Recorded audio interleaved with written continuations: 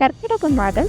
கர்க்கிடக மாதம்னா என்ன? இயற்கையான மாற்றங்களும் நோய் பரவலும் அதிகமாக காணப்படுற ஒரு பருவமாகும்.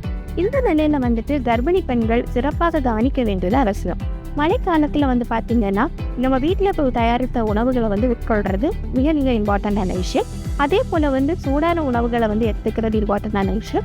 மழைக்காலங்களில் அதிகமாக வெளியில் நனைகிறதும் இன்ஃபெக்ஷன் ரிலேட்டடான டிசீசஸ்க்கு ப்ரோனாகாமல் இருக்கிறது நல்லது.